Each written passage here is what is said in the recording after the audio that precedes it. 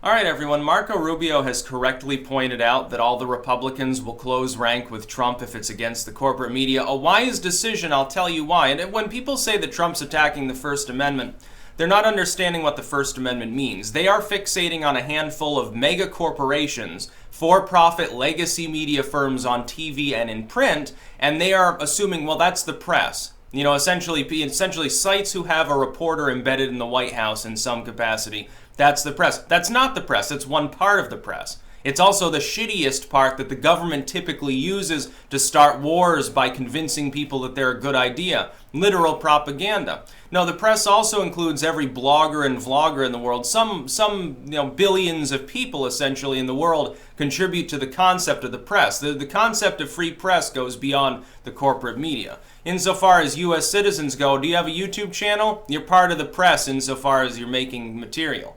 You got a blog? You just type something up on Tumblr or Steam it or whatever? Yeah, you're engaging in an activity of the press.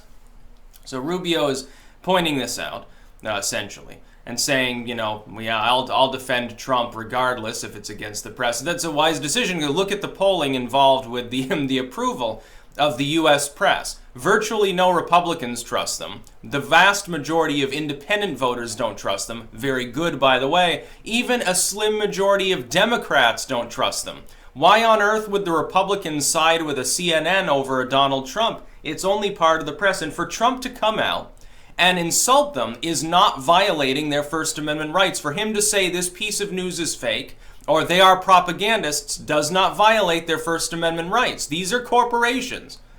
Nor, by the way, is it unacceptable for them to just make up random bullshit about other people. They've been doing it for a very long time. Insofar as it doesn't rise directly to defamation, it's perfectly legal. It's, of course, unconscionable, but it happens.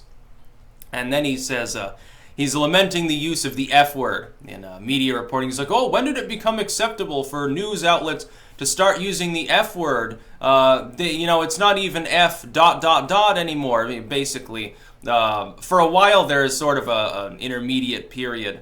They would drop an F-bomb in their work, in the title, in the context, whatever, but they would blank it out. Now they don't do that. There was, I think it was Huffington Post or BuzzFeed or one of these sites, their reaction to Anthony Kennedy retiring was nothing more than fuck, fuck, fuck, fuck, fuck, fuck. That was the title of the actual article. Not a joke. It actually happened. So Rubio's looking at that and he's like, come on, this is crazy.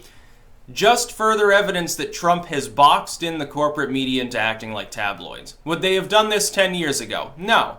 There would have been outrage over it. But now it's like, no one trusts us, our readership's declining. Why not appeal to people who want to see fuck? Of course, they're going to watch YouTube videos where people are actually saying it before they're going to read some lame-ass shit on Salon or BuzzFeed or Fox News. It doesn't matter. I find it funny because these sites are almost an argument for the recension of censorship as well, because you got to think, if you go on a radio station, like you're part of Clear Channel, which you probably are if you're on a radio station because they own like 90% of the airwaves because the government created a pro-censorship monopoly. Even worse, by the way, in the FCC, a lot of the censorship comes from Clear Channel, technically a privatized, semi-privatized firm, not the FCC itself. You'll get fined if you say fuck on there. You're like a radio DJ or something. There are certain words you're not allowed to say, and it's an ever-changing list.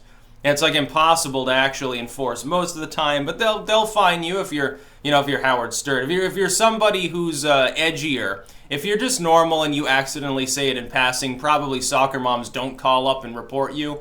But if you're edgy at all and you have anyone lying in wait, like a bunch of jackals, they'll try to tear you to shreds and get you fired. On TV, on cable TV, you can't say some of these things. You can say them on like on-demand shows.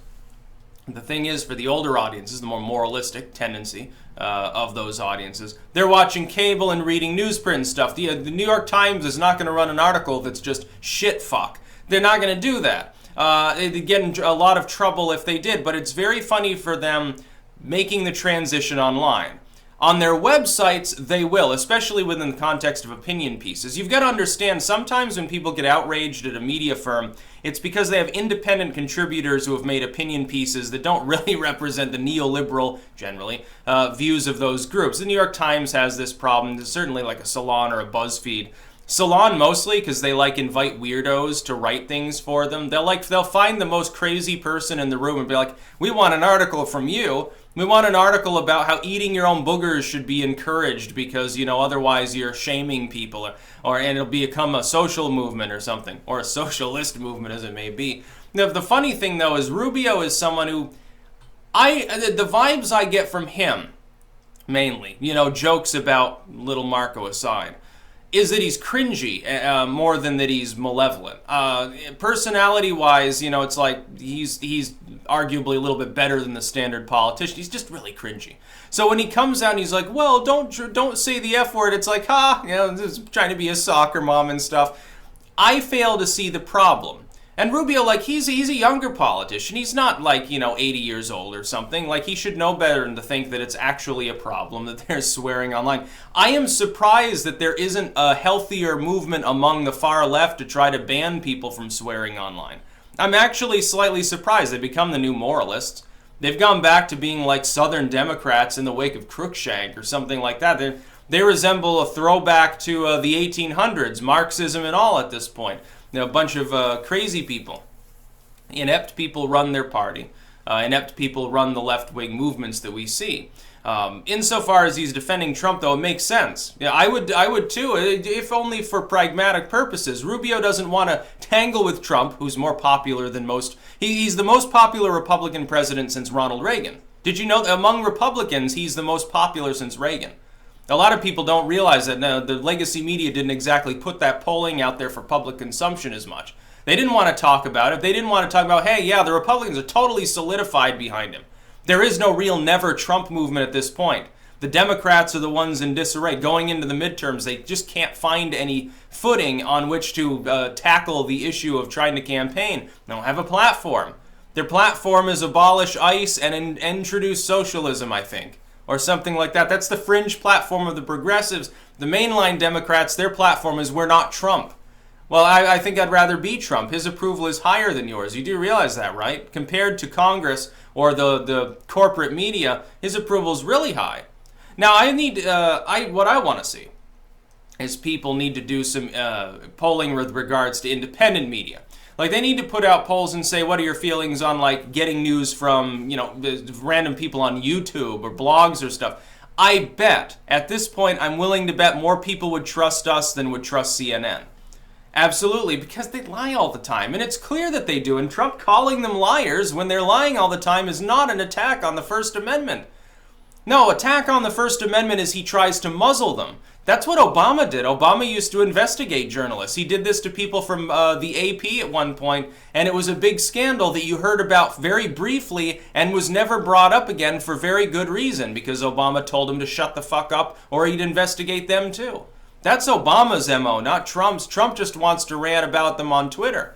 Doesn't violate their rights. He can say whatever the hell he wants on Twitter. So should, by the way, everyone else be able to. It's like nobody should be banned on Twitter for merely being offensive. Nobody should be banned on any site for merely being offensive. What is offensive? Conservapedia finds it offensive that you believe in gay marriage. Should they be able to just randomly export that basic moral concept to the whole internet? No, of course not. Well, it's the same fucking thing now, isn't it? As far as being edgy, and you say swear words, Rubio, people in the alt media do that all the time. It's totally normal. Look at the way I dressed in my videos and stuff. You're not going to get that from Salon. No, they'll be dressed in rags pretty soon because there won't be a Salon. They'll go out of business entirely.